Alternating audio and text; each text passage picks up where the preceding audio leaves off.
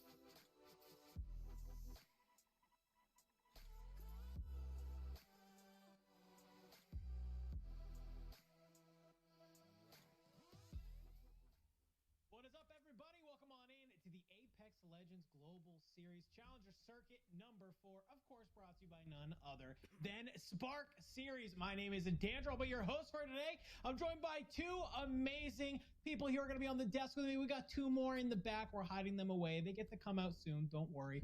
We're all going to be here, bringing you all the action, bringing you all of the fun. If this is your first time tuning in, let's talk a little bit about why we are here. We had over 400 teams this past weekend battle it out to be able to get to our lobby here today, where all these teams, what are they competing for? It's, of course, those coveted Challenger Circuit points, as well as a spot in that LCQ. We're here. It's down to the wire. This is our last Challenger Circuit of year 3, so it is do or die for a lot of these teams. Now, I said we have two amazing people here on the desk. We got Mellocrit, we got Tenrek. Mello, you were spitting on the timeline earlier about some of the squads here tonight. How excited are you? I could not be more excited. The teams that I've gotten here time and time again, showing up here for the last hurrah of the Challenger Circuit for year 3. It's an absolute treat to follow these players on their journey. So to see a lot of them making their way back here, showing up in a big way, trying to scrape together, like as you said, the last bit of those Challenger Circuit points to try to make it to the LCQ. There's no better time to be watching Challenger Circuit Apex right now. Yeah, I mean, in Tenrek, right before the broadcast, you were doing the most scary thing a caster can do, and that is math about some of the teams that potentially might be making it to the LCQ. How you doing today? What are you excited? I mean, are you kind of looking at any teams in the middle of the cut, maybe trying to push through that bubble? Yeah, I mean, if there's any time to be staring at numbers, Dan, I think it's about now. The gaps between these teams have never been more defined. And like Mello said, it's a clash of titans tonight. I wouldn't have this CC any other way. You have this upper echelon that's basically already guaranteed themselves a spot, a really solid pack of middle ground teams that have made the occasional CC and might just have enough steam to carry through. And then you have the lowers. You have those teams that literally cannot get a spot in LCQ unless they win tonight, and there is way more than one of those here. So a lot hanging in the balance just tonight, but even going forward after that, because we don't know how many of these teams will be able to clinch spots in the LCQ going forward.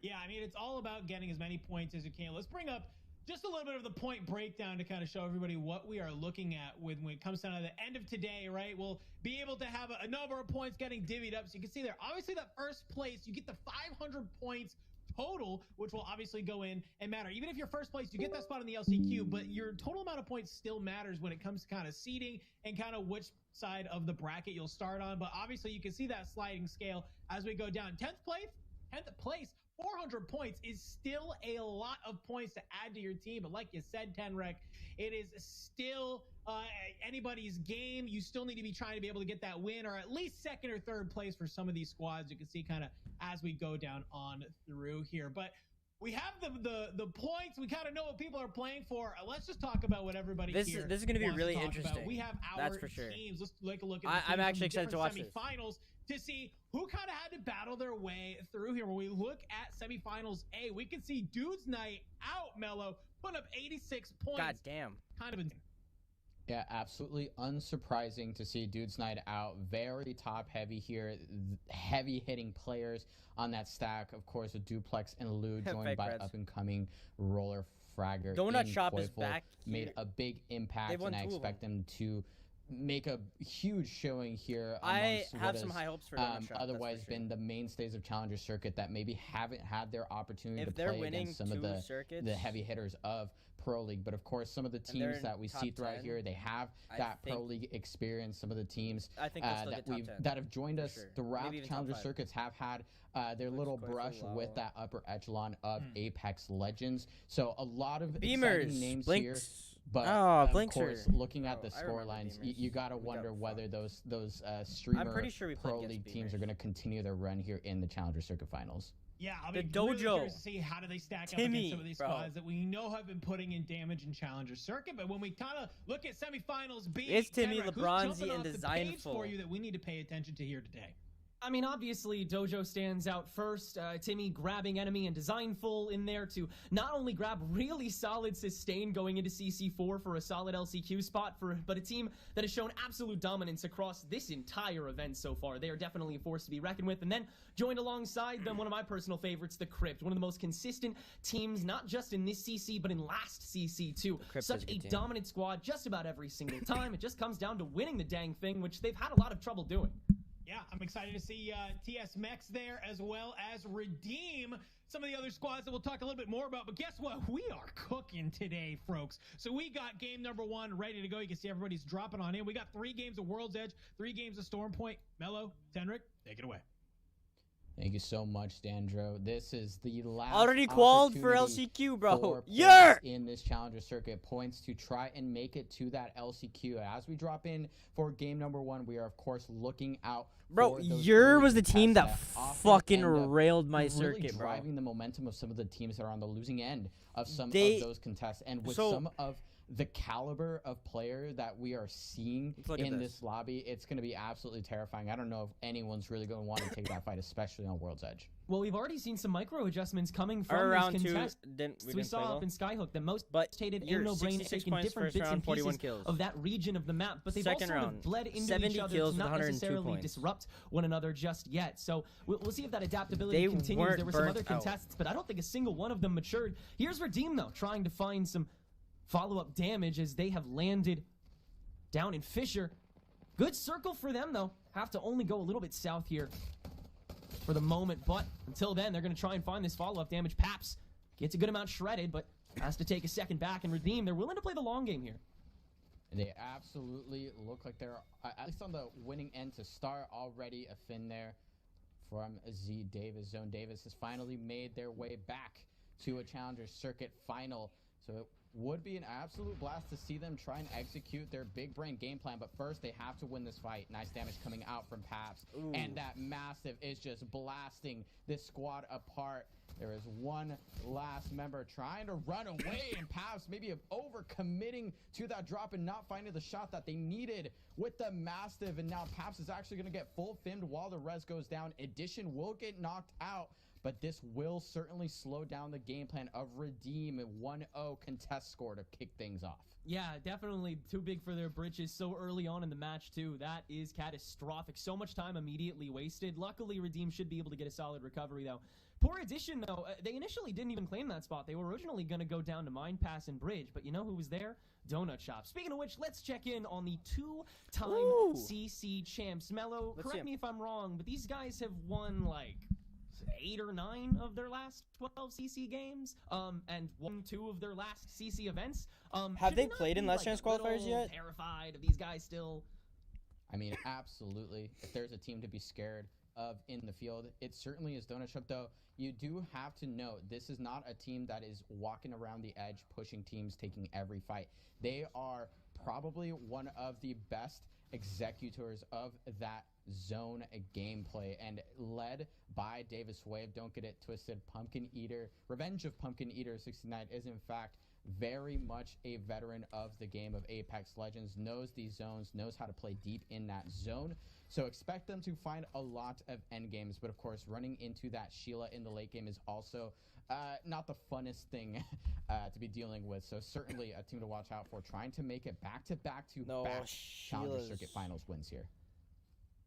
And If they one win of the this, innovators though, of that anti-meta that we've seen develop in CC lately, winning both of these past CCs with Jibby Rampart Loba, which I think only one or two other comps throughout the CC has run. Very few Lobas, but Beamers, another team that has decided to run one and is profiting heavily off of this early game. They were able to snake out really early from Harvester, where a lot of teams are already occupying because of where this circle is tapered. Set up a BM right above the disgusting amount of space that Dojo has managed to take in Thermal Station, and they seem keyed up to stay safe for a good while. But TS Mex does not look nearly as safe, as they have already found some trouble that Chadamus Prime doesn't seem to want to fully commit to. Chadamus Prime backing up here. This squad has gone through quite a few transformations. This would probably be better suited as Chadamus Prime V3, though. A lot of the original members of the very well-recognized Chadamus Prime from Split number 1 have made their way back together. So now seeing Southpaw back in the mix, this is a team that certainly has the type of chemistry you absolutely desire for a team in the Challenger Circuit, a team that meshes well, that knows their game plan well. And of course, another Gibby has to be sort of highlighted here. That is a character that has been largely abandoned by the current meta. So to see teams able to perform on it, I mean, is it the character or is it the player? A lot of times, I think it comes down to the way that you navigate that character, because, man, are there counters against we could have been playing today, bro. Oh, for sure. Yeah. Too many to count. That pisses me off, actually. That pisses me off. We could have been playing like today. You said, those who make it work so well with it. And that's just the dedication that so many of these players have to going with these strategies. Because you're in these finals, and it cannot be overstated how much the environment changes between semis and finals. At a we CC got burnt level out, and our mental was the down. amount of cutoff that happens that first game in round 2. that like split second of a day is ridiculous. You're seeing basically 150 the best teams in the entire country just get wiped out single-handedly by 20 or 30 teams that still rip these lobbies apart. And then it comes to now it comes to these teams playing that game that they have been waiting to all weekend long. And they're still doing it so well. 2 squads down, and I believe both of them were relative newcomers. I know Addition was one, but everyone playing so safely, playing so beautifully so far. Only one team out so far. Here, though, I love to see those teams up and alive going into the middle of the game towards that second and third ring, where some of the fights and the fight selection starts to become incredibly important for making it into that late game. Taking a look at this map, though, you can see where most of these teams have already taken up residence, putting their bets on a zone over here towards the southwest. And we can see from that next ring preview that, in fact, a lot of them are here. I think I only count 3 teams that are outside of the current zone, and just a handful more that are about to walk into the next one. So absolutely focusing on where that zone is going, where they need to play, where they need to defend. But looking at that edge, Tenreg, definitely a team that we have to keep our eyes out on. Dudes Night Out, absolute PL caliber, absolutely terrifying on World's Edge. I would not want to be running into that team anytime soon. So as this next ring closes, some of the squads that are sitting over on the east side, precisely where teams like Most Hated are hanging out, are definitely going to want to keep tabs on all of the predators that might be lurking along the edges. Most Hated is a team that has really slid under the radar a lot of the time, but they have done incredibly well in CCs, to the point where they are currently the only team aside from Donut Shop who can still clinch this #1 CC seed. That is how far ahead these two teams have gotten. Most Hated is the only one in reach of potentially grabbing that 1 seed higher. But they still have so much work to do to even get there. And like you said, Dudes Night Out, another team to watch, they also have a lot of work to do. Currently, they're 15th, which is not necessarily a guaranteed point. It is pretty good looking, but they definitely need a solid performance here tonight in order to make it out of the doldrums. And after just picking up Dupe, they certainly have a craving to do so. Dojo as well, 13th themselves, looking to just cross the T and dot the I with this new roster that has just been picking up dub after dub lately. Is this the moment, Mello? Is this the time that the dojo finally has it all figured out? They have no scans. It is exciting to see its Timmy finally make their way to a Challenger Circuit final, supported by Designful, who definitely is the type of player that you don't want to be taking a 1v1 against. Very much a veteran of the game, very much a fragger that will take down your entire team if given just an inch too much. They're holding up on this ultimate height here, where they will continue to pressure, continue to try and get those Evos up, make sure they're as kitted as they can be before those crazy endgame fights start. But they're going to be pretty dang comfortable. They've got a charge rifle up there with sights, so I mean, what more could you ask for when the zone is pulling your way? A nice height there to defend. But as you said, the question really is this the CC where they figured everything out? We'll certainly have to see, because many other teams have really started to figure out the field. Most hated, as you said, a little bit underrated, under the radar console team coming over to the Challenger Circuit, finally on that PC and making big moves while they do it. Yeah, but they are not the only team that has absolutely guaranteed themselves that spot. There has been, like I said, a guaranteed upper echelon.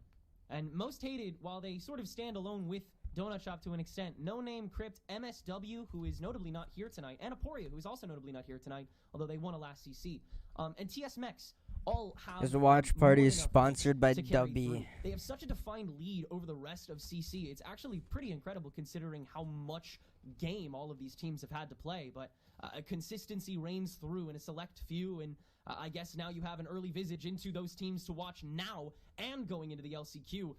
But a lot of teams still to take those spots, still to join that crowd in this event to This is going to be my very first watch party. At least partially This is my split very to first watch playoffs. party. A lot of these other teams, again, So, in the middle of the pack. I've also never made it this far into circuits.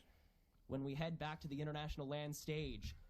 But of course, they have to get through this mental hurdle after mental I don't know exactly hurdle. how it's Once going to again, work. everyone But handling this is a it really cool good way to as find a out. cucumber. We still stand at 18 teams as this circle converges, and we no longer have anybody inside this edge. Everybody's starting to duck and cover, find a home, because that is where they'll have to stay for some time. And I love that you bring up the Crypt, because they're another team that has flown under a lot of people's radar, but they're one of the few teams that can claim they've showed up to every single Challenger Circuit final, which is a massive feat in it of itself. Another team that also might just have needed a little bit more time to, as you said, figure it out. Could this be their opportunity to break into that top 10 and maybe even to a top 5 or a top 3 to rack up those points and maybe rack up a little bit more eyes that I think are very much deserved for the consistency of the performances that they've put up, at least on their way to qualifying for this finals. Much more to be proven, I believe, in these finals lobbies. And in terms of finals lobbies, the amount of high caliber player, the amount of talent here, probably up there with the most challenging lobbies that I think we've gotten to see here.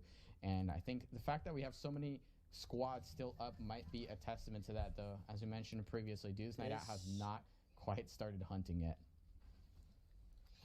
Do you think that's what they're going to do, though? Do you think we'll see just a griefing game from one of these ape teams? I mean, I feel like that's been on some people's minds, and yeah, Dudes Night Out's gonna basically answer my question for me now. Is they'll hop onto the tracks and start absolutely Dudes Night Out burning. Redeem falls in the process on the other side of the kill feed, but in the meantime, it is Those Dudes Night Out beams, who is absolutely bro. dominating. Koi and Dupe are still up and running, and they only have one shield left Dupe to needs melt. to fucking Taking the high ground along with it, as well as safety for get his shit Lou. together. Easy entryway. Now it just comes to the finisher for them.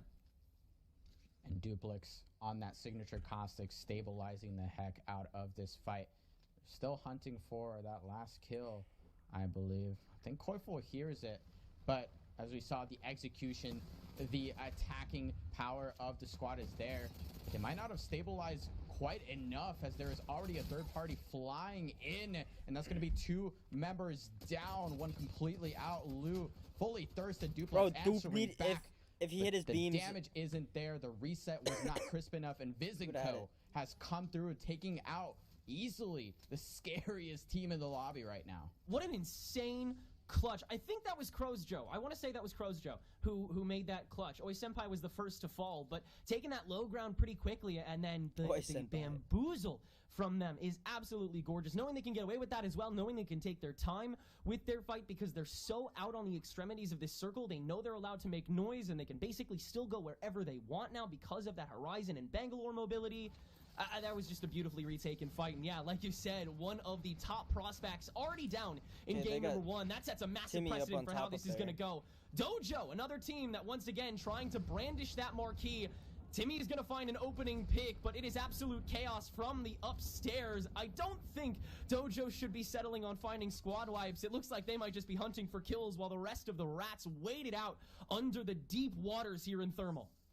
TS Max trying to find a little bit of space, a little bit of safety to reset. They've done so, but this spot based off of the map just a little bit ago, I don't think they're going to be able to find any teams space. That might be on your south looking over on that high. They're going to have to push a team the and squads take their to the space. east that have high ground, and that god height with the tower in the middle, where we see that squad led by its Timmy. Yeah, they got somebody up on the hill too, pressuring this team here. So stabilized for now, but they're going to have to be very proactive to ensure that they stay alive and make it to this end game. Most hated, not in quite as stable as of a position. AO up answering back, but I think that's going to be an Arc Star stick. Not quite. And look at the damage coming out. The trading is huge, and Laser might be able to save this one, but will start the retreat instead.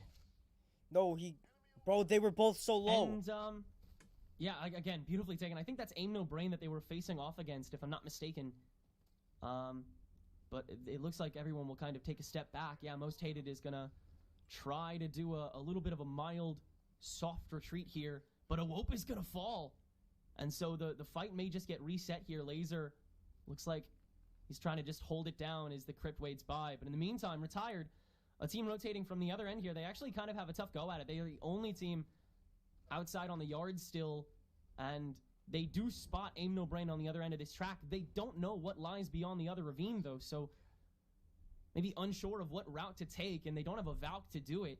They do have that evac tower, though, so we'll be able to refine despite. They really only have one option. I would say, despite how occupied Thermal's getting to be, that's probably based off of the knowledge they probably have right now. They absolutely have to think about looking for a third party here, because Raw walking into this next zone is going to be much easier said than done. They push through it. Cat wall there to try and execute that as well, blocking. If they push through it, they might get them, from the teams but they might also east. get them. And they're actually going to utilize the evac tower, so no Valk needed. Huge I thought change they here popped the evac. in this meta. They so they're going to fly in, but are they going to find a safe spot to play? They're going to fly over towards the underside of this donut building, likely putting up a wall to stabilize, but that is 1, 2, 3 pieces of...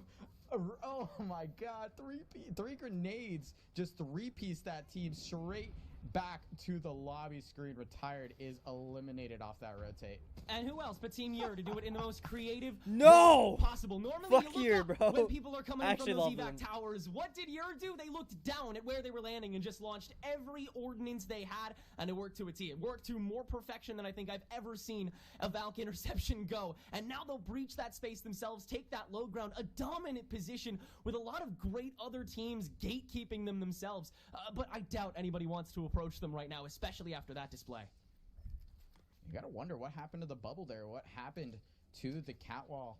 Not timely enough, unfortunately. So all of that ordnance. Thanks for finding the word for me there. A little too late for me, but yeah, all that ordnance that came through. I forget it so often too. Absolutely brutal. So a team will fall. Not the safest place to play either way. I think maybe looking for that third-party opportunity would have been a slightly safer play for them, but you live and you learn, or in this case, I guess, you die and you learn, but you die and you learn. Either way, I hope. Ring 5, ooh, about a minute with the from Kraber. closing. Kraber in the hands of Blinkser for a Beamers. Very much a dangerous position, but this is not in the next zone. Did they let the they're res off? going to have to make a move, much like Team Revenge is making a move No name. now. No name, down to 1 with Chicas. Wow, yeah, Revenge is just going to burn their way through this if they can. And I don't know if No Name is going to be able to get out of the way fast enough, which is might be what they have to do. Beamers are still waiting inside their building, by the way.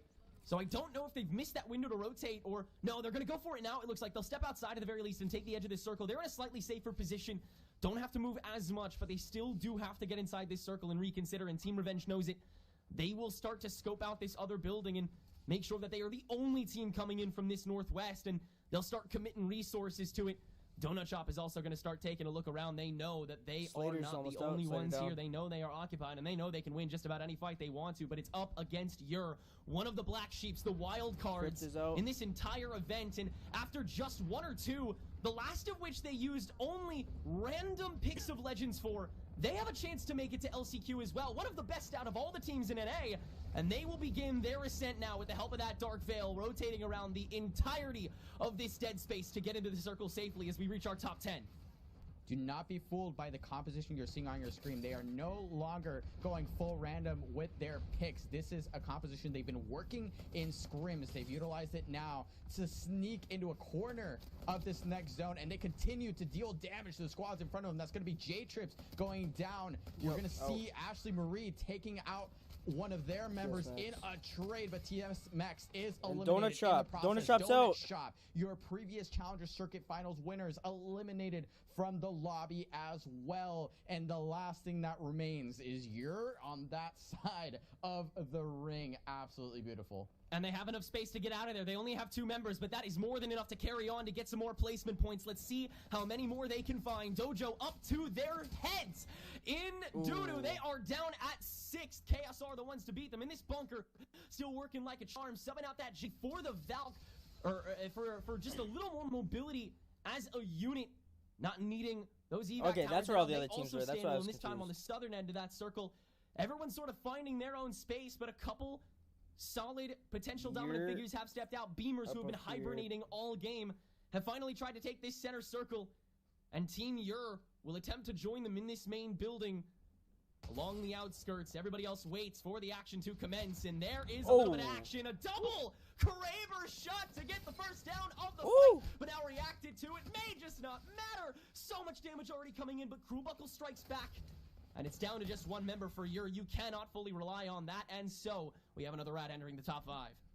Oh, massive payoff there for Aim No Brain. They bided their time waiting for a team to overcommit to something. Unfortunately, Ur is that team to overcommit, so even though they go 3 for 3 on the Kraber shots, they're going to lose another member here before this final zone starts to close. Speaking of, we are here, Tenric, the last moments of the first game of our Challenger Circuit Final are here. Let's see which teams will fall and which teams will rise to the occasion. Massive Titans have already been taken out. Who takes the win? It's No Name next to fall, and now comes the rest of the rotations in Tempest and Cape, trying to follow in from that southern side, and they aren't having too much luck as Relay will fall. Yours last rat is gone, so it's down to our top 3, and Beamers still stand tall. They've been getting fed on a lot, though, taking this low ground, and they haven't really been able to strike back all too much, but they have started to find some kills, and now they'll start to find that action, reskinning up as they'll throw this Dark Veil down and take just a little more time, hoping that the rest of the teams duke it out, but Blinkster is going to get fallen on. Has to shield swap again, and Beamers maintain this low ground, still somehow not getting super contested. Blinkster the first to fall, though, and now they have to make their way up. They will not find much luck whatsoever, and the patience from these other top 2 teams comes through. KSR's rat gone, and Beamers get away with said hibernation just a little bit longer with the help of this Dark Veil. It's just Crewbuckle left, though, in this one, and I don't know if they'll be able to hold it down here. Beamers might just have it. Aim No Brain may just not be able to fully sustain it. Shield dancing in this final circle. A lot of dancing available, but Beamers hold it down just long enough. And that is a very impressive, very stoic game for one of the newcomers to CC. 2 teams that have maybe been completely absent from all of the conversations we kicked things off with today. Aim No Brain versus Beamers for the win here, and what a way to take out some of the most high caliber, high octane teams, most talented, experienced players in the game. If you didn't put enough respect on these teams' names, that first game certainly is putting them on the map for me. My notebook is just all Beamers right now. Huge clutch there, bringing it back from the brink of defeat. So much more can be said about that end game, but I just am so glad to see that it was outplay after outplay till the end, excuse me. Yeah, and with that, Beamer's already getting a huge start to this event. That is really massive for them. They are just skirting outside the top 10 of CC rankings right now, so getting an early win here is huge for their point total going forward, huge for their point total going into LCQ contention. They may have already built enough of a cushion, but we cannot speculate too long. Let's do some more reflecting with Dan and two of our favorite other casters. Take it away, guys. Bro, I'm sitting in such a weird spot. What a way to kick off, of course, Challengers Cup number 4. I mean, listen, we had Paps with some schmoves early on. We're seeing that Retired is getting deleted by, I gotta say the name correctly, and then obviously Beamers winning that 1v1. What an insane game. Of course, we got two more legends themselves here with me. It's Dia and it's Tom. Dia, welcome on in, number 1. 2, talk to me about that game because we saw some pretty insane stuff coming out of the boys. We did, and what I really liked about the game, besides the obviously very exciting final circle, was the way that teams were playing around Thermal in general. I think that we had a lot of really good positions being taken up, and even KSR with the Rampart had a nice spot. Wow. And as we take a look back at the highlights that made this game, what stood out to me, Tom, was smart abilities. That's what I'm trying to get at. Yeah, exactly. And I think, we just see one of the biggest surprises was not everybody was using their ability smart. Dudes night out were out, way early. Sure. I was very surprised. They were one of the favorites. I called them on Twitter that I think they're probably going to be our winners today, but they're not making a good start. It was a very, they'll be very surprised, but that might be just a little bit of a wake-up call for them. Maybe their strong performance yesterday, they're a little bit complacent. They weren't quite, sure what to expect from the level of a finals lobby and challenger circuit. So we'll see how they bounce back in game 2. Yeah, I mean, we even saw a team like Dojo, right, get kind of obliterated, it seemed like, from KSR as well. I know Dojo kind of a fan favorite coming into this and really trying to make a run here in the last challenger stick that we have going. So, I mean, map number 1, it was, kind of crazy, obviously, that we had going on with all of the teams. And you're seeing in some of these highlights just some of the plays that were going on. I mean, as we get ready to head into map number 2, right? I'm kind of curious your thoughts because I think we're seeing a lot of teams, maybe map number 1, they either kind of, they're shaking off the rust or they are locking it in. And well, Beamer seems to be one of those teams that is really locking it in, putting up 22 points to be atop of the leaderboard. This is a great start for them. As long as you're hitting above 20, you're having what I'll call a good to great game. 22 is going to land you, I think it's a solid good section of that. And the important part of this is, of course, that Beamers keep it up. That's the natural conclusion of our 6-game format. However, what's the big question for me is looking at those teams that we had expected to jump out a little bit further, that do love to frag out, like Dojo, like Dudes Night Out, because they got 8 kills. They're the X factors that everybody in the lobby is playing around. I'd equate Beamers to a lot of very talented teams that have shown up multiple times in the finals. They've got clearly mechanics to tango. Can they deal with these two rosters when they're on form? Yeah, and Tom, we didn't get a chance to talk about a lot of the squads at the top of the show, right? We kind of went through them because we got into the game so fast, but obviously you're well-versed in a lot of these teams. Talk to me through who maybe are some of the squads here that if people aren't as familiar, why they're at the top of the leaderboard, or why, if there's somebody down at the bottom of the leaderboard, why you're a little surprised.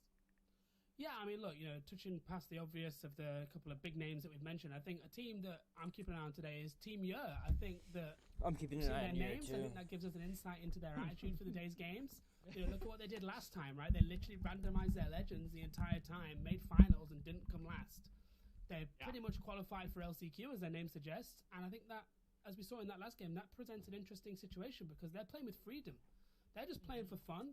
But that makes them dangerous because they're all talented players, and they're not thinking, oh my God, now this team is above us and we might not have enough points to make LCQ. They're not stressed. They're relaxed. They're playing their game. They don't. What up, Guru?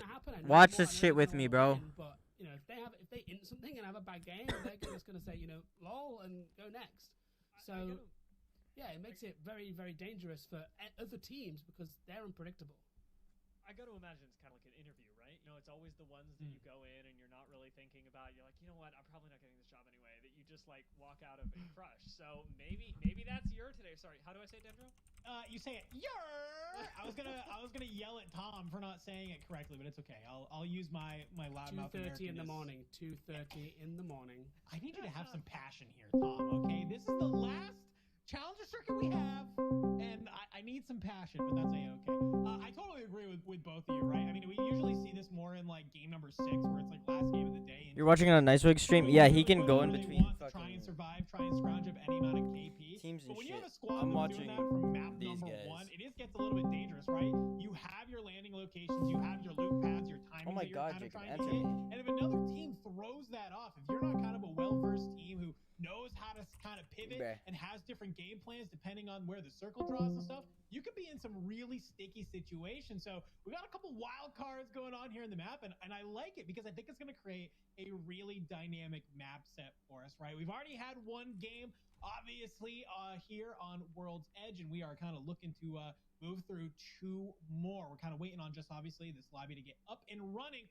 But let's talk a little bit macro, right? Because I think what we've seen, teams have, I think, started to figure out a little bit how to play some of these maps a little bit more. I know I was talking with Z Davis from Team Redeem a little bit earlier, and he was kind of saying, you know, hey, we finally figured out our macro, right? Challenger circuit hasn't always been, you know, easy for us. We haven't always performed to our best of our abilities, but we've sort of figured out kind of the overall total game plan.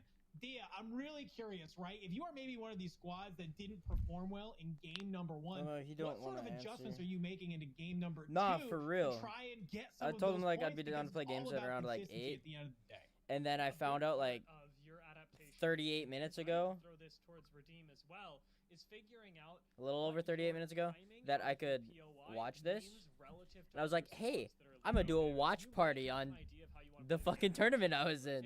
But if you're trying to rotate out a Lava Fisher at the same time that people are trying to rotate out a Countdown, you guys are going to kill each other. One who's going down, a big part of this, I think, actually talking specifically about Redeem, was seeing how their early contest against Edition ended up impacting them in the later game, where they weren't able to make it as far. So whether you be Redeem, whether you be any other team that perhaps didn't make it as far as you'd like to, absolutely analyze the timing of your rotations. Yeah, I think that's super, super crucial. And something I know Tom probably has a lot of ideas and thoughts on, being a competitor himself, which, guess what? You guys have all the time in the world to talk about it. We have map number 2 ready to go. Beamers, they looked good in map number 1, but will another team come out on top here in game number 2? Who knows? Boys, take it away. Only one way to find out, eh, Tom? We're jumping on. Bro, I don't want to miss a single fucking thing. I want to know how these teams play for next year. The contest, you know, you talk about timings. If there's one way that your timings are going to get messed up, it's contesting at a zone POI when everybody knows that you're contesting because it happened in the last game. But it looks like, yeah, Z Davis putting in some work with the longbow. Might actually be able to take him down, but with just a longbow in a Mozambique and no mobility on the Catalyst, things are looking a little bit tough right now because you're taking what looks like a 1 versus 1 with a possible res coming up. Davis actually is going to try and lock the door, pick up his fallen comrade. Can he do it in time? It's going to be time for Mozambique Gaming, just a 15. 5 more shots. That one goes wide, and there's going to be no damage coming out of Catalyst. Instead, the longbow comes out at close range. Edition do go down, but barely. Wow, I mean, oh shit, bet. Still is that guy. Wow, it's been a journey for him to get to finals, and he's finally showing up. And that was pretty quick, actually. Those teams, they really engaged with each other this time, and there's still a minute just under till the zone starts to move. They've got both of their players. I was about to press M for the map. Respawns needed, so they're going to really try and loot quickly. And maybe, I don't know. Yeah, they do have a very strong POI for that. They have play with the balloon. They have other balloons that they can fly to redeploy to get around the map very quickly. Of course, we can see they have console here. Lava Fisher has one of the best console spawn rates. So they're I might now play play something with their game Jacob. out, get into zone, and get some or points after on the this, board. I might be going to Bonfire. I don't know yet. Exactly. They're going to know that really their job is already done. If you're playing out, Bro, this map though. Because nobody is going to get to this next zone faster than you. So as they rotate up towards the north, we'll see what position they end up playing. Because Redeem are going to be a little bit slower to this than they would normally be, but they're spoiled for choice in terms of. So no team lands Overlook or they Dome. really no longer have access to the inside.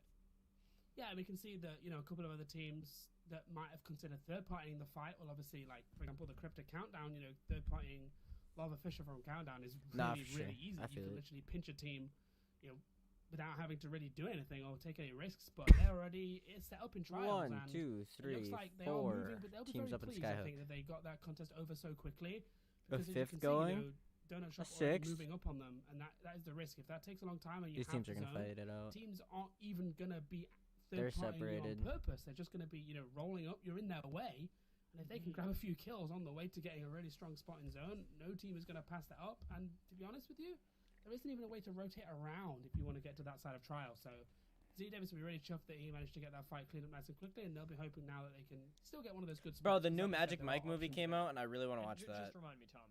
Chuffed, that's a good thing. Yes. These That's a hips British don't term lie, for baby. absolutely positively spiffing. I'm just kidding. This is almost one of those situations where you define the word by using the word, but it's not. It's just more confusing than that. For Fun Gamers, however, are rotating over towards the northern side. For Fun Gamers, actually a team that stood out to me for really the reason that I've actually cast with Mango before. I think we did Celestial Cup together, so I saw him playing today and was like, oh, okay. Caster Gaming, let's find out. So if this goes well for Mango, you'll see me in the next split of ALGS trying to compete my way through the Challenger Circuit. And if it doesn't, well, I'll stay here. I'll be rooting for you if you ever compete. I would love to see that. As we see more and more teams now flying it. That sounded really sarcastic. I would just love to see you take it on. You've got so much experience from all your casting. That's the word, And right? I think that, yeah, I mean, you know, I think that is a point though, right? It's having all that experience, and that's where players like Z Davis, you know, really do shine, because he's been in the Pro League. He's, you know, worked with teams. He's analyzed. He's, you know, been around the game for a very, very long time, and that can really help you out, because sometimes just having that bit of knowledge, knowing, you know, we can play this spot, knowing that, you know, putting a couple of rampart walls on top of a tower will make you safe enough to, you know, to What reset. did you just say, fam? I That's can't the- when believe we you play at want to such a see high that level, movie. those Oh, small hell yeah. things I love the Magic can Mike make movies. Absolutely Bro, huge, the thing is, huge if you're watching differences. Magic Mike, And it's one of 50 the things Shades of that Grey, separates, or like any players kind of movie as like well, that, the amount of time that you play the with game, a especially girl, at a competitive level. you Talking about Z to Davis, fuck. like, she's been around the block for a very long time, and game sense. But you matters watch in it with the game. homies and you Playing trying to with do that those team, moves, you know bro. something's gonna be around the corner, man, it's big. But competitive If game you're sense watching is Magic Mike very with the different homies, beast, especially y'all when both are you're playing practicing how to strip. ATL position and have to be the one calling what teams are rotating around you. You'll see this at the professional level a lot, but many IGLs have this sort of second instinct for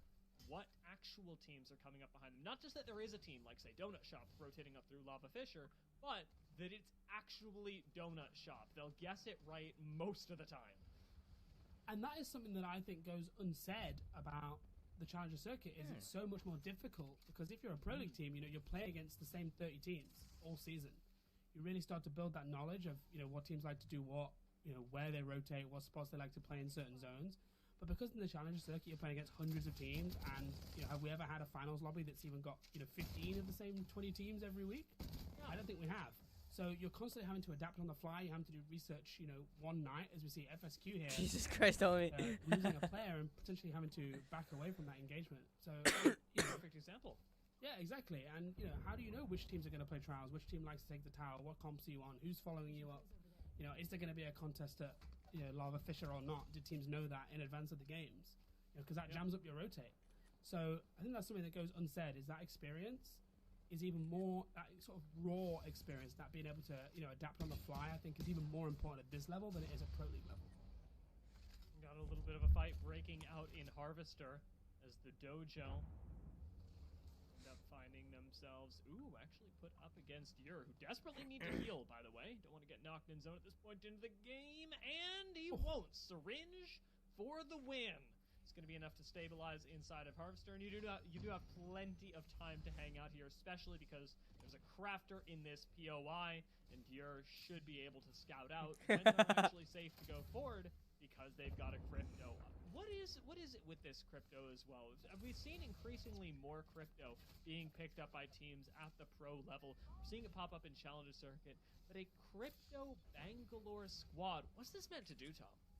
I think that it's, you know, having that scan in the smoke, being able to fly. I've seen crypto players who they fit perfectly into the Timmy, league of bro. players, right? I have to be on a leash because I've seen crypto players sit in their drone, fly around in the drone while their 2 controller players just go and kill things that the drone like points at.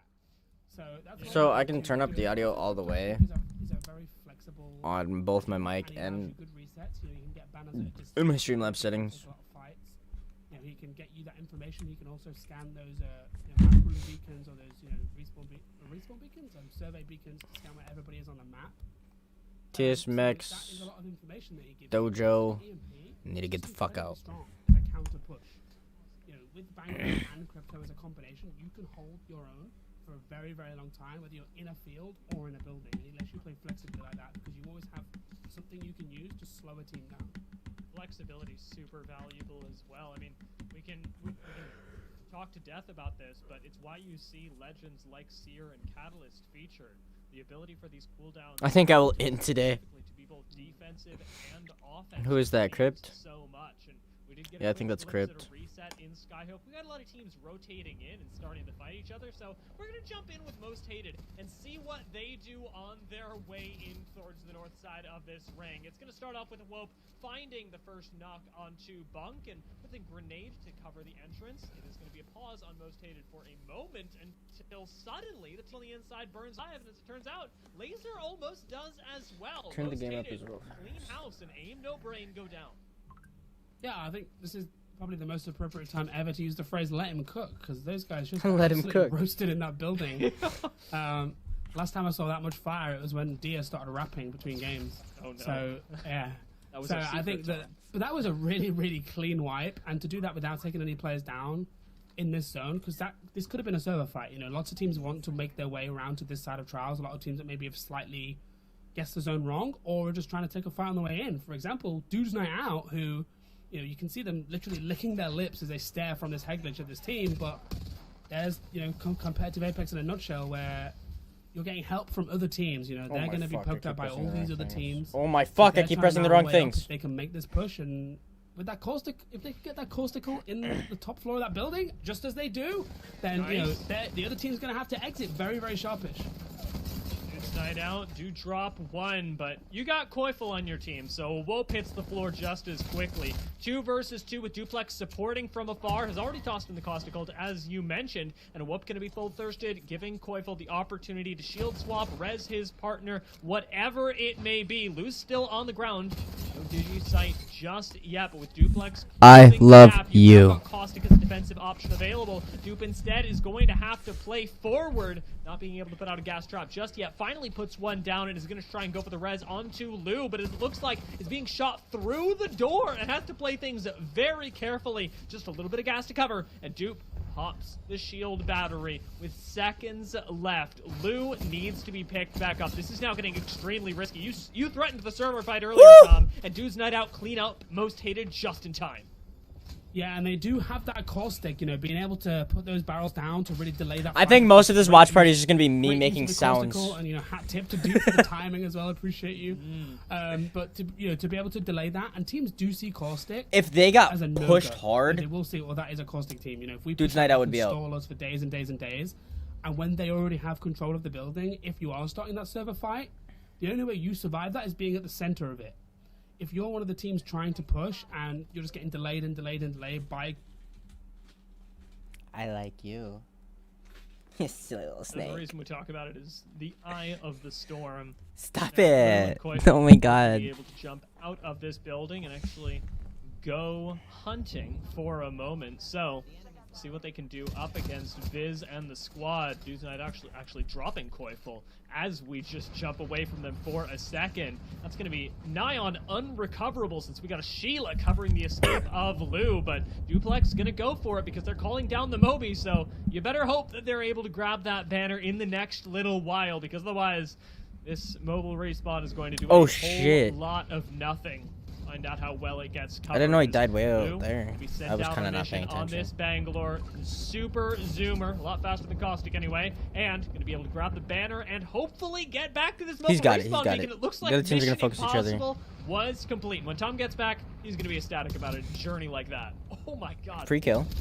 going down as well. This is something that Dudes Night Out are doing exceptionally by playing the northern side. We saw them go up against most hated moments before, and it was by pressuring through the north side of this ring. A big part of the power in this spot comes from the fact that other teams simply aren't able to rotate behind you. If you are the first one to be furthest north, you have so much control over the rest of the map because the Bro, zone is at Dubby's your getting back, beams in or, now, though.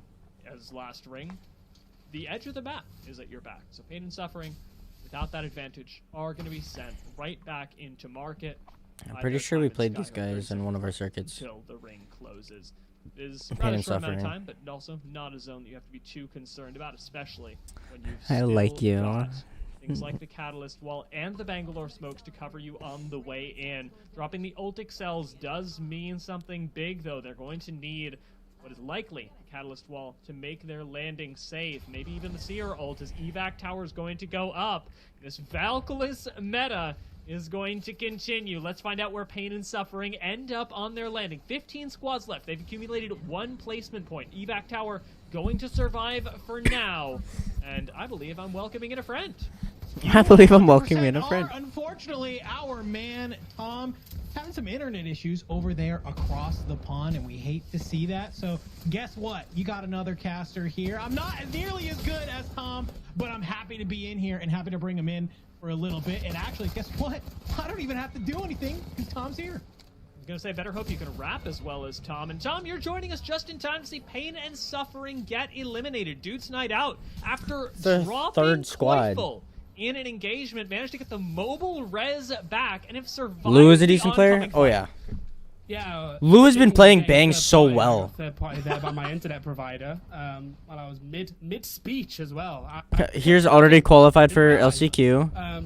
So I will try to remember what I said, but not surprised to see that DNO and Coifel are still alive, and not surprised to see that the Dojo are still alive as well. 2 of our strongest teams, both in decent spots, but the Dojo have got a real route to zone, and it's going to require a lot of fighting.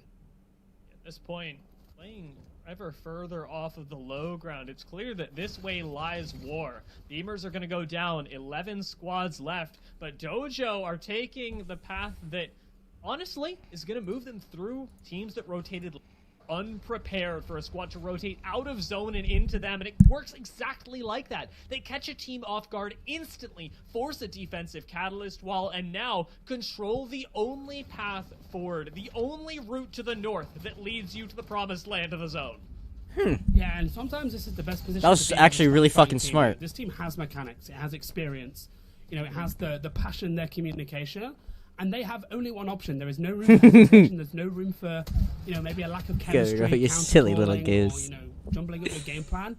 There is one game plan: kill in the following direction. Right? You just follow that orange line on your map, and you kill everything in your way. And that suits this team down to a T, as you can see, as they're gonna, you know, work their way in. And then if they beat a couple of these teams to zone, you just stand, you turn around, and you pick up a load of KP on everybody running in behind you. DNO doing the same. Kill in this direction seems to be the imperative from both sides of the map.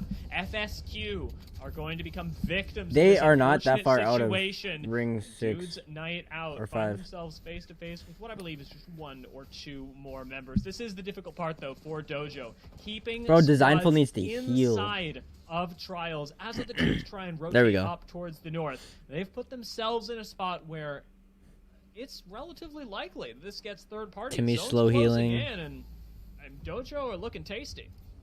Yeah, you can see, you know, they have a huge armor advantage over the Crypt that were one of our fastest rotators. You know, the Bro, two Vera blues just and a got gold beamed. compared to triple red, and they are on the back foot now. You know, Dojo swinging in, really aggressive on them, and the zone is Bro, also this team's having an out. impact as well. There's no way they live. They have Comes everybody. zone coming at them. They've got Donut Shop, our 2 times winners of out in the Challenger Circuit, open. Gonna be sat in a bubble on the outside of zone, and that spells Yeah. the end. We got a bunch of boxes piling up in the red, and the Crypt, as well as the Dojo, will join them. No name Damn. sat on the inside of Trials in a, I gotta be honest, rather doomed position, Tom. We got 4 squads left, and No Name are just hoping they get another placement point.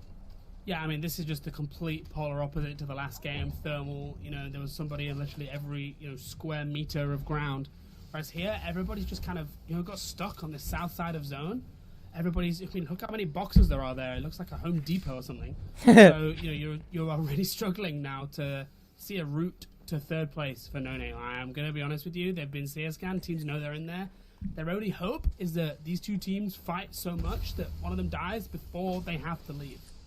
Looking like an increasingly likely possibility. Dude's night out. Do have just one player left. Fortunately for them, it's the best possible combination of luck. Dude's night out have a caustic on height in the sniper tower and in the next zone. Duplex has won the lottery of zones and compositions today. I mean, this is just real dedication to the legend. You know, you've got your caustic gas ability, got 2 green energy weapons, and you're just sat behind your barrels on high. I mean, he even has somebody else's low brought there. He has somebody else's rampart shields. He is absolutely set up. But there is a Kraber in play, and it would only take a little tap to the face, and Duplex his night out would be over. But he's going to survive just for a little bit longer. He heard it. He's got to know if he didn't before. With Loba on the low ground, however, not a whole lot of access onto height. Yeah, No Name out in 4. Which one did you want me to reread, though? I read that like 5 minutes ago, and I forgot to actually fucking respond to it. Did you want me to read that? I love you back? Or did you want me to just be like, stop it? Like, what were you talking about? It's looking increasingly tight for them. I don't know why I always grab this. Like, it's like, card to be thrown in there. I know when like I either clutch up or I die. I'm just like, fuck. The caustic gas is going to go down behind. Like other times, I just like, see, I tend to grab it. They know they have a numbers advantage, but can they actually move up? Oh my fucking god, I'm retarded. Night out. Go out. It's a 2 versus 3. I like Lou is what that said. I read you. Yeah, fine, I don't like you. Okay.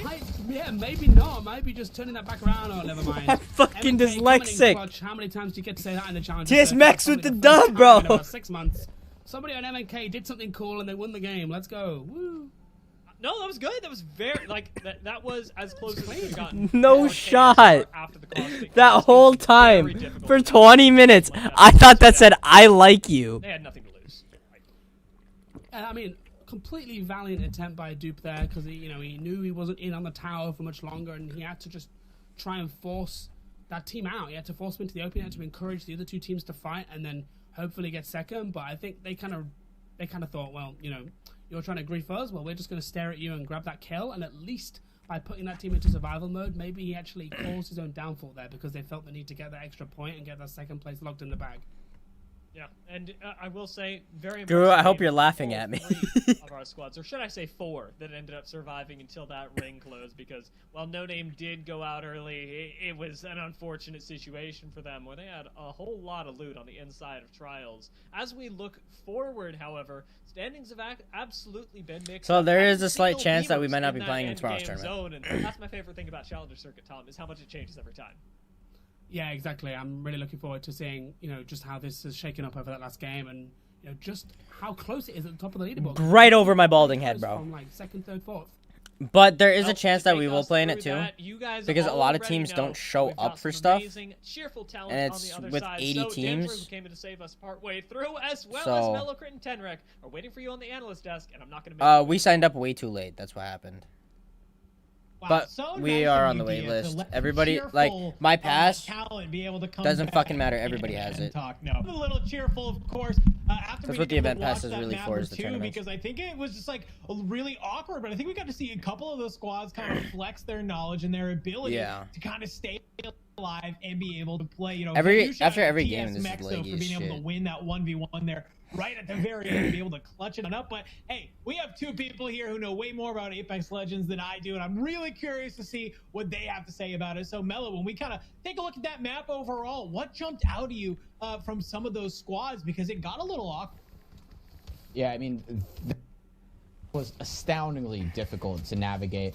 You had to give props to the way Dudes Night Out navigated. I mean, they were rotating all the way from the eastern side of the map, brought it over relatively early, which for an edge team, recognizing when they had to be there early. This was a good fucking early fight. enough. And actually, I think we're seeing it here. Their fight against Most Hated, it was so critical that they won this and that they continued to win as they crawled forward, because they were basically the last team that was able to stand on that northern edge of zone. There was absolutely no axis left by the time we got around to that 4th, 5th ring situation. So for them to take those fights, which of course would dupe in on that squad with Lou, on that squad with Koiful, just absolute fragger talent.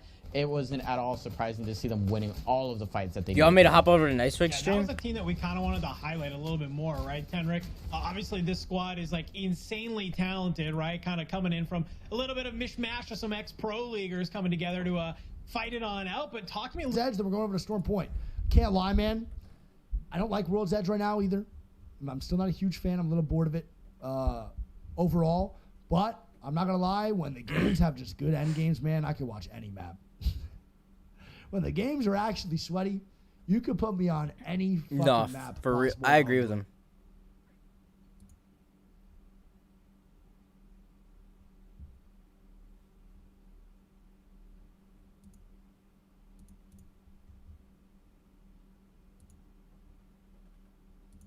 Bro, I don't know how to run squad mode. I'm gonna be honest.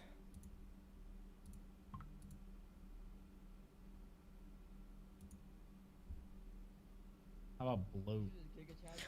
Bro is literally playing a game.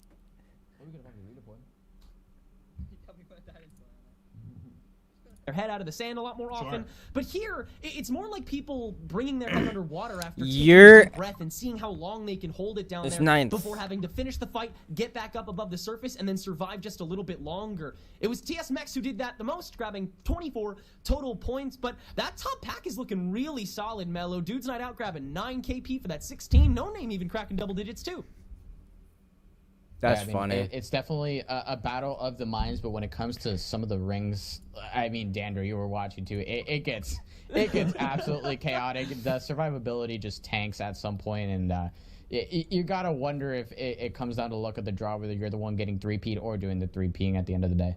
And that's really kind of what it all comes down to, right? In competitive Apex, are you the one third partying, or are you getting third partied on? And we saw that definitely play out. A pretty substantial drop off after placement number 4, but we have our leaderboard ready. Let's take a look at it and see how did those games impact the overall board after map number 2. Well, TS Mex, they're making their way up. You can see some solid movement, and they now are the kings of the lobby. 32 points total, but not too far behind them. It's going to be KSR, who's been doing really well these first 2 maps, and then Beamers holding on to 3rd. 4 more left. Very impressive map number 1, but like Dia said, nowhere to be found in map number 2. And Dojo, well, they're moving their way on up. I think they're finding a little bit of consistency there as they are at the 20-point mark. From there, it drops a little bit, right? We got Deuce Night Out and Ear in the yours in 16th, not too 16th. far behind, but this is where we kind of start seeing the cliff at around 7th or 8th, right? Aim No Brain and No Name sitting at 13, and then we move into the single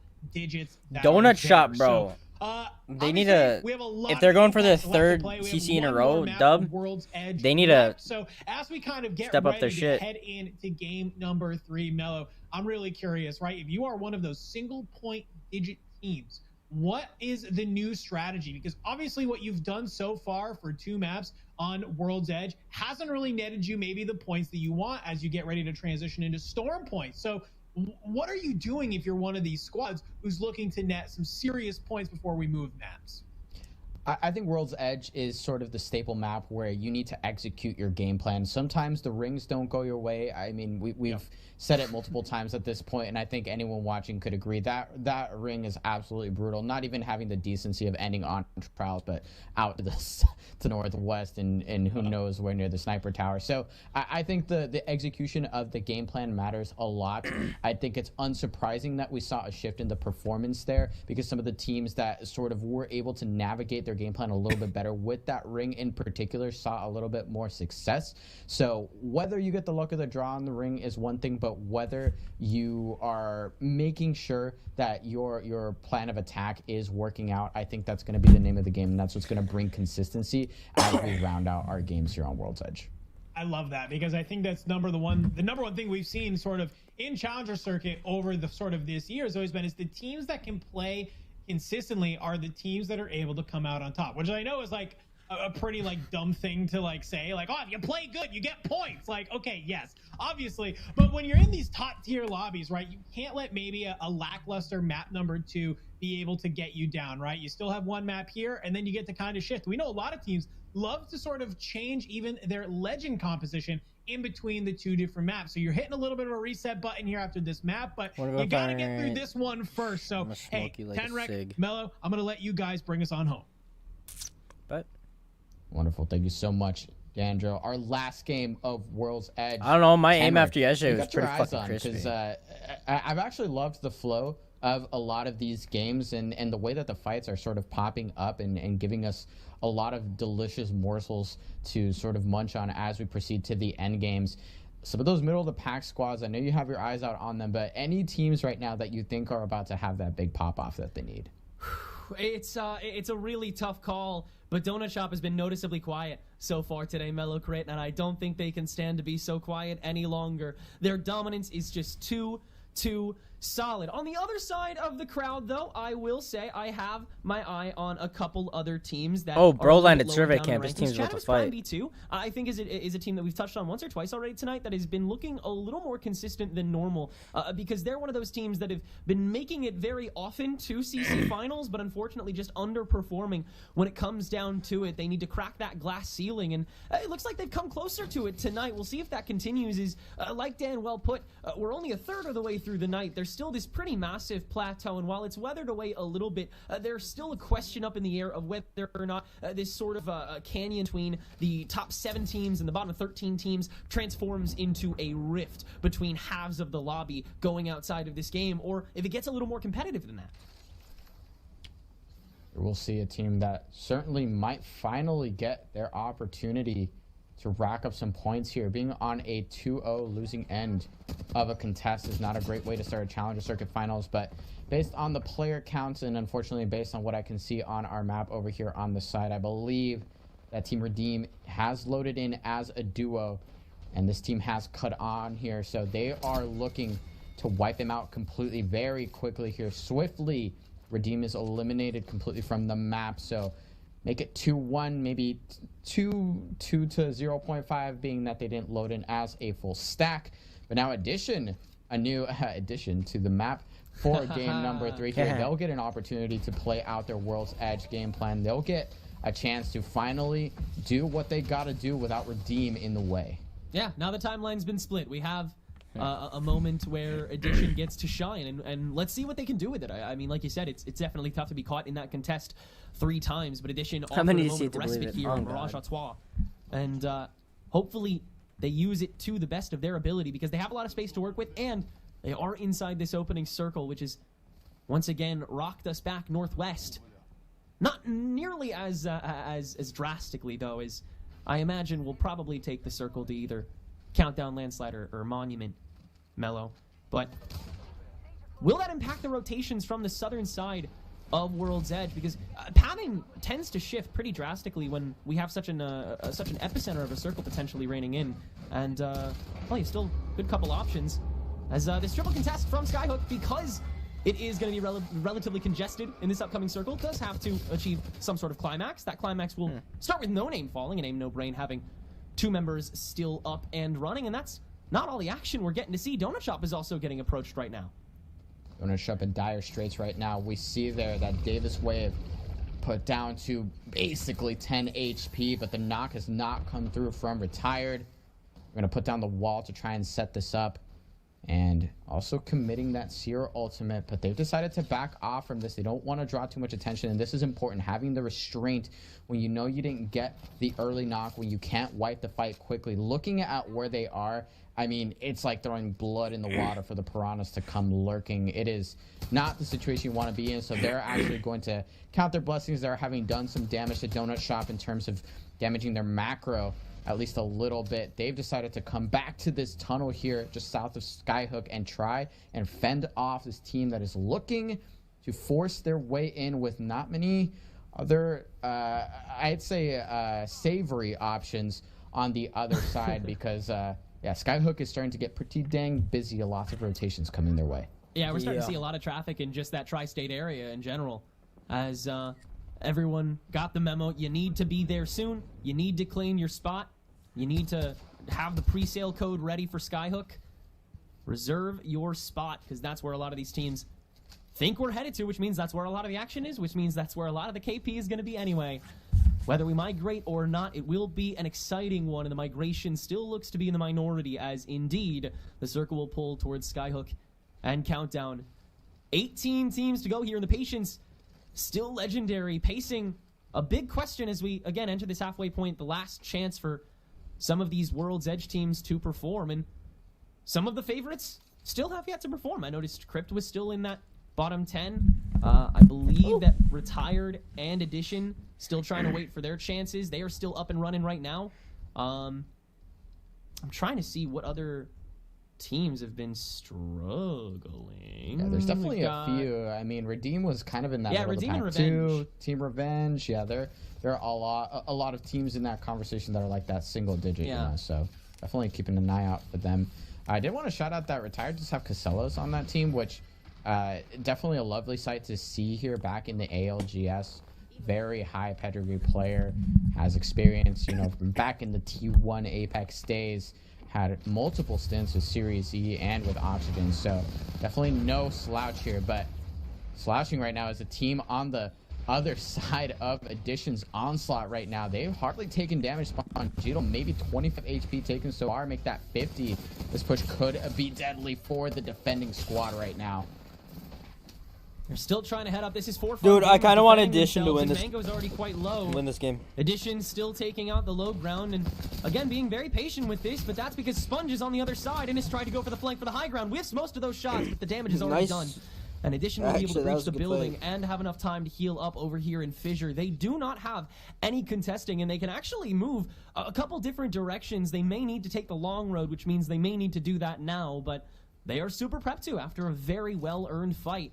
And that is now 2 squad wipes for Edition, who going into this had a one singular point, and that is still the kind of seesaw we have in this CC.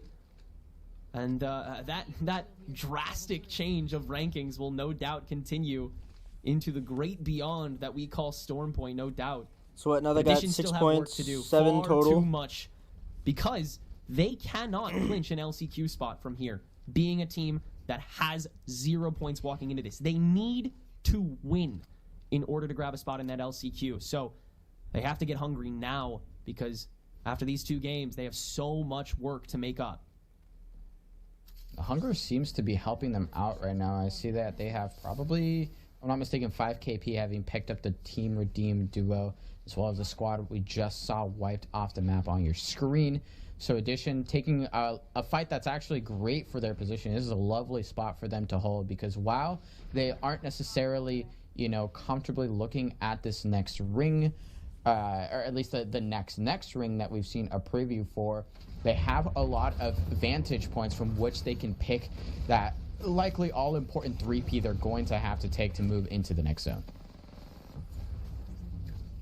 Speaking of next zone, everybody trying to make their trail here. You're no different, and as less teams are able to find spots in Skyhook, more teams are starting to gatekeep the outskirts of it. And so you're struggling a little bit, but maintaining this comp that you lauded so well with this Crypto Bang Cat combo. I really like it too. Has a lot of great ways to wall break in fashions that a lot of other teams can't seem to crack with stuff like the Rampart and the Loba. And even the Caustics that we'll see 1 or 2 of, particularly strong ones, in this lobby today. Yeah, and I have to harken back to Escape's own words on why the Crypto. Well, Crypto because people scan OP, almost verbatim there. Looking for a comp that is giving them the most flexibility, because ultimately, as they've shown in Challenger Circuit 3, with all random compositions throughout their time there. But especially Don't ask now me that why they're my not mic is doing sitting like that. Picking a comp that's going to give them that I'm short flexibility and I where can't see again over it their when standing macro up. is effectively solved by that crypto people scan. They can do it remotely. They can do it from so many spots on the map, and on top of that, of course, featuring that cat that can play both that zone style, holding down buildings, putting up those walls when they absolutely need it, as well for rotates. So a lot of double duty being done, and the Bangalore very, very much you traditionally see that really only on those sort of edge style compositions where your aggression is kind of your most important asset, but they're actually utilizing it for those micro rotates if they ever run into them. So definitely a really solid look for them. Not as much of a solid look for Donut Shop though, and Most Hated is hunting right now. Yeah, Most Hated still on this prowl up at Skyhook and receiving very little contesting from anybody. Nasty is strangely in very quiet territory, but it looks like this squad is kind of molded themselves a good corner of this zone that they can utilize to their advantage for at least the next round and some change. I sure wonder if you continue to just box out the opponents, throw those elbows, and seems to be working pretty well so far, as the rest of the teams will say, okay, I don't want any of it, and we'll migrate down to that southern edge of Skyhook. Meanwhile, one of those teams trying to migrate through, the Dojo has finally met Team Yer halfway. And they are about to be met by an early 3P as well. Oh, Dojo with the hybrid low ground. This might be good this might not be good for them. They're struggling a little bit here. It seems like they've stabilized and they have staved off Yurt, so they're getting their way away right now, but I don't think they've actually fallen. So Dojo now has a bit of a power spot that they can certainly use to exert that pressure that they need to on some of the squads that are in here a little bit later than they are. Not too much left though. We can see on our maps at least that TS Mex is one of those squads that is very much late to the party. And the team that we see here struggling right in front of us, you're just doing so much work here to shove them away, to maybe find a knock, maybe look for a fight. But again, that restraint that they're exercising here to realize, all right, we've shoved this team off. This has sort of helped us out with our next rotate here, so we're just going to take that opportunity. Catwall down to cover their tracks a little bit more smoke. Try and get a little further along. They should have smoked first. They're going to lose their crypto in the process, and that'll be a full thirst for them. You're forced to play this out as a duo, and they're still not in the next zone. Yeah, this is just such a tough spot to be in. They ran away from Dojo. They were still being contested by Chadimus Prime, and now they've run right into the arms of, I believe this is Beamers, who will instead choose to rotate back out as Yer will actually be a little bit safe again. Nobody is going to go for the reapproach. Timmy behind him. Just kind of go back to their own thing, as Chadimus Prime will actually meet up with Beamer. Beamers actually rotated into a fight potentially with Chadimus Prime via this southwestern rotation. We'll see if that fully climaxes. Is Skyhook seems to be mostly figured out. A lot of teams just taking pot shots for the most part, farming damage, waiting for the rest of the crowds to get here. As meanwhile, TS Max, like you said, late to the party, and now they very well may pay the price for it as Visenko watches from the outskirts. That looks terrifying. Or no, that's not. We're going to see Chadimus Prime on your screen right now. They got shoved off by Yer, and now they might be meeting their maker, Adium, the last player standing, trying to put down a little bit of that all-important healing to try and turn this fight around, but it looks like they're down to a 1v1, and what a clever use of the Horizon Tactical there. Almost gets the damage that was needed to win this fight outright, and is going to swing around the corner holding the door, but it was blocked, and Beamers is wiped off the map by Chadimus Prime, who has waltzed into a team fight win here and will pick up that loot. Is the revenge coming though? They've looped all the way around, and they might be meeting Yer again. Yeah, Yer is trying to circle back, but Crypt is keeping eyes on them, so Yer might reconsider having to dip inside this because they'll know they'll have to run back into Crypt, who is just totally keeping alive the outside of the circle. So instead, yeah, Yer are going to rotate yet again, and this time he'll be heading back up to meet Addition. It is just, no matter where they go, they have to beat the team, but they have to find a place in which they can be the better one, have, you know, the positioning, the util, something, anything to work with. And knowing they have this time around, the Dark Veil will be reactively thrown up, and the fight will at least be stalled if not completely stopped, depending on how this rotation goes. No, still looking at each other. In addition, is still on these outskirts. Will do the first bit of chasing by throwing everything they've got before inevitably having to get inside this circle themselves. And a bit of damage done, as now Ur has to find another way out. It will tunnel through and shed off this damage yet again, but Ur constantly just accosted here, and it doesn't look like Addition is done. They might want more. And yeah, that's ultimately sort of what happens. Addition when wants you lose all a the member, smoke when right your now, bro. macro sort of gets thrown by the wayside, and you're just fighting to survive. Like you said, taking a big breath of air and just going underwater for as long as possible. But Addition looking to just bury them completely. No water here. Only graves. It's looking as clean as you would like, but unfortunately for your Addition was ready to take that down. They wanted that KP. They wanted to clear that edge of zone, so they're going to pick up a nice little bit of scrap loot from the two members that were properly looted, and Ur will fall in 13th. Man, are Redeem going to be the reason that Addition hasn't found first yet? That is a third squad wipe coming from him, and they have made it look pretty easy for the most part. Have not struggled all too much, and they're ready to go again as Crypt has to reset up here. You gotta wonder if Redeem was just keeping the real house from the rest of the map. Right. We're seeing him on full display. It's another team you got to be sweating about. Speaking of teams that you certainly want to be worrying about when you're taking a fight with them, Dude's Night Out has come back from what seemed like almost a knock, but now there's a 3P in their sights. They have to deal with the team above them though, and they're gonna find the push to start that off. It's going to be Bunk Wavy falling first, and Ain't No Brain decimated by Dude's Night Out. Dude's Night Out will now get to loot up, recover, and still has time to maybe engage in this 3P, but they might not need to at all. Look at where this zone is, and they have the caustic to stabilize, so I think they're going to sit tight for a bit. Nice win for them.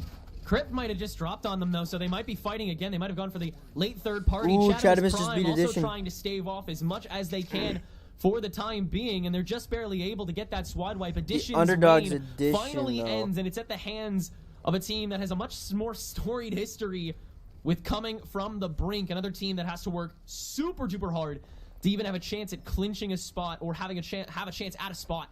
As Slacking, unfortunately, will go down in that back line. Not sure what happened there, but it looks like Chadamus Prime going to have to run with 2 for this upcoming circle, as we do indeed trot on over to Skyhook, where everybody is trying to take a spot. And not to hit the pun too hard, but I think that Chadamus Prime has unfortunately literally ended between a rock and a hard place, playing between the wall and the mountain. So no one's really paying attention to them, so that's actually pretty solid spot for them to try and sneak a few more placement points here before this next zone closes.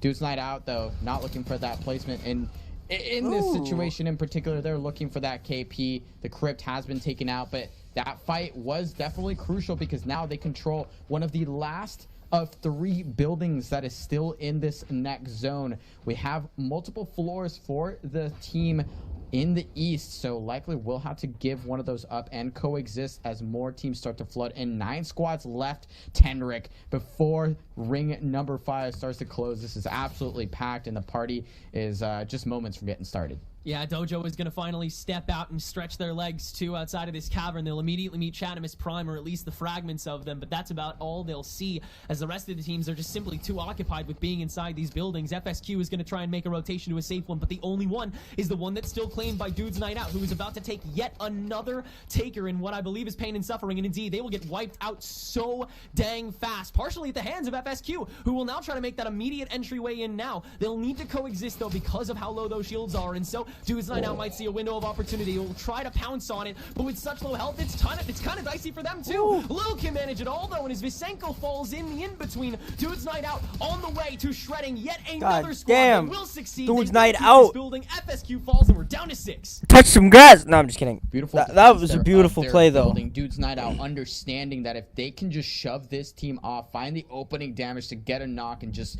beautiful plays, barrel through with a full squad wipe, means that they probably have one of the best positions to play out this next zone. They know that there's so many teams to the south side that are just begging for space, but not really finding it, at least not for free. Team Revenge being one of those gatekeepers here. They find themselves in another top 10 situation here, top 6 in this case. And look at the peaks. They don't even have to do most of the work. Chattemus Prime is eliminated in the process. And we still have the Dojo playing this building as well.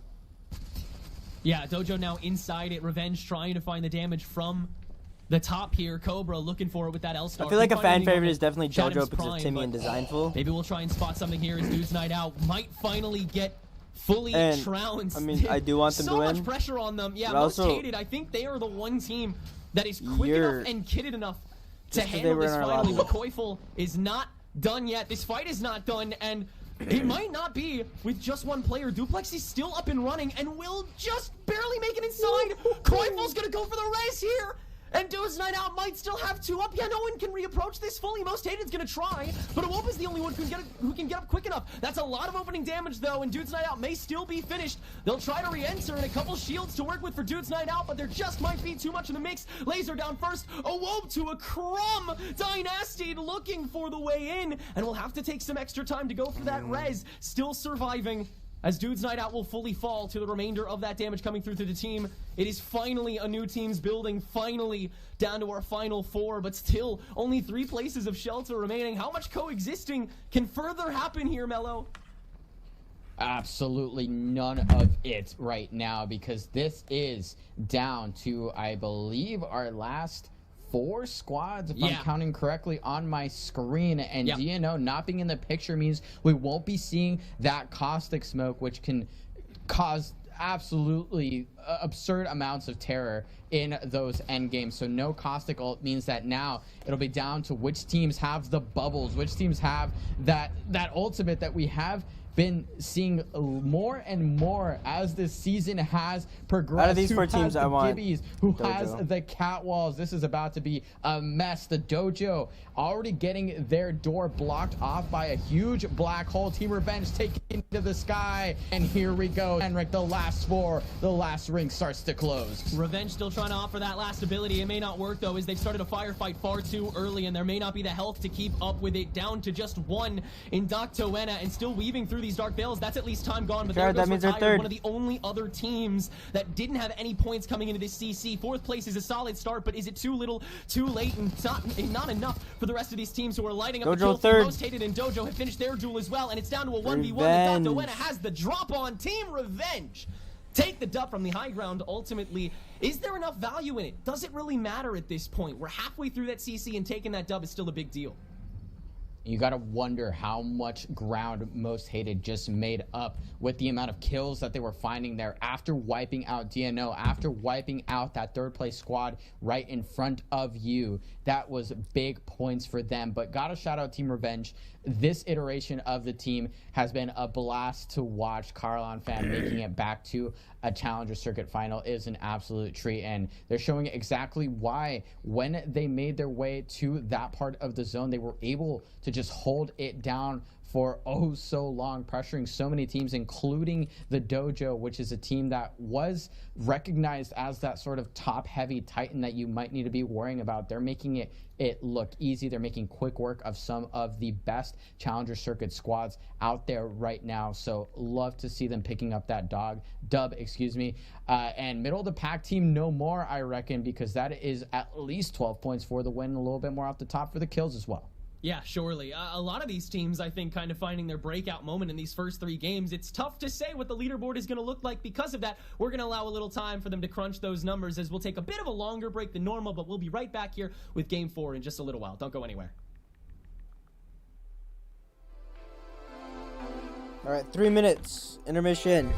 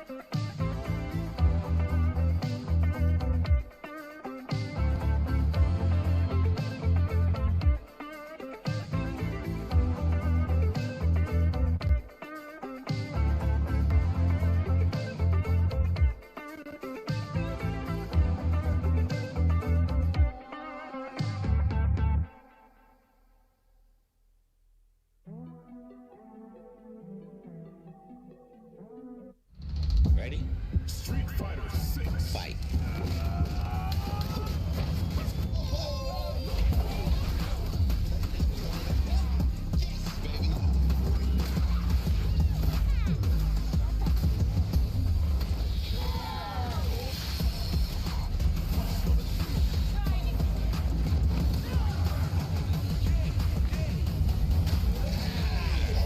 Street Fighter 6.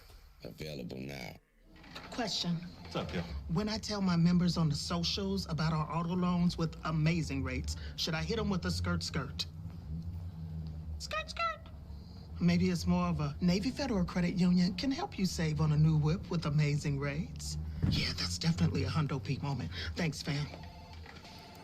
Hi, this is Gail with Navy Federal Credit Union. What's good? Navy Federal Credit Union. Our members are the mission. Popcorn, bundle nuts and popcorn and savings. Just like bundling your home and car with Geico. Whoa! Hey, I know you. Yeah, hi. Not you. The guy who helped me bundle my home and car. He's great. Probably thought you were somebody else. Geico.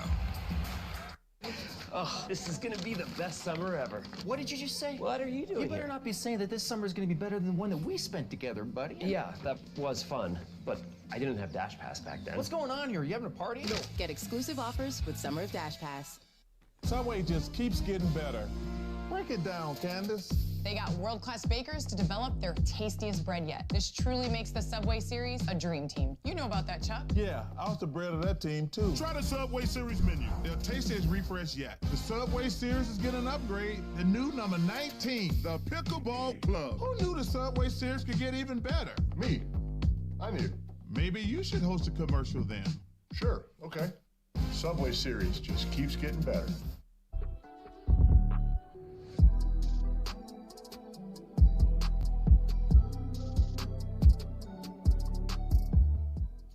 Welcome back, everybody. We've made it through 3 maps of World's Edge. Let's all collectively take a deep breath as we mentally prepare to point the storm. I probably could have come up with something way better for that on the break, but it doesn't matter.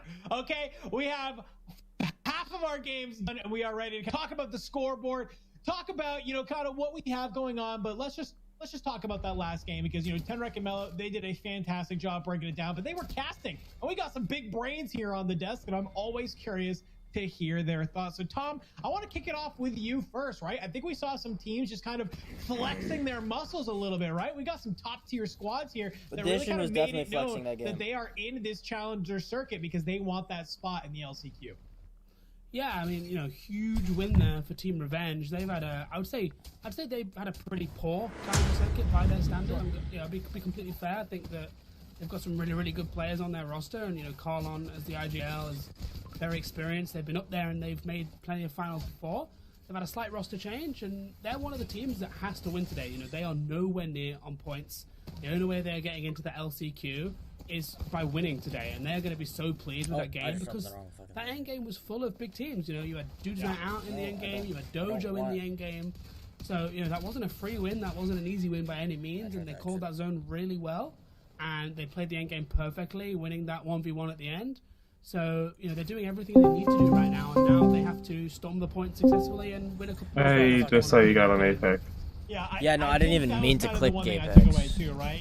When you looked at the teams, sometimes some of these maps you look and it's like, okay, you have maybe some teams that are just Are you coming over then or not? I don't know. I'm still watching the Challenger Circuit. ALGS. Left there at the end, right? And we can even see there when we pull it up on the total boards. But I mean, Dia, when I'm looking at this, right? I mean, Team Revenge, it was great. I'm glad they were able to take home the dub, but they only had 3 KP to match up with it. Is that enough when you have squads like Most Hated, who's right behind them, taking 11 KP? You got Dudes Night Out in 5th with 10, and they're able to get a total of 14 points. I mean, great, cool, but is this going to be okay? That makes sense. I just opened your snap now. Is it enough in you general? You also did just snap. Yes, No. Enough in this lobby It where was Revenge busy. have to fight first No, place? you good, you good. Absolutely not. And that's what they got to be worried about moving into Stormpoint as well, is that World's Edge, I think, complements Team Revenge's playstyle quite well. Stormpoint is an entirely different beast, and teams that we've been talking about throughout the day, in fact, I'd highlight,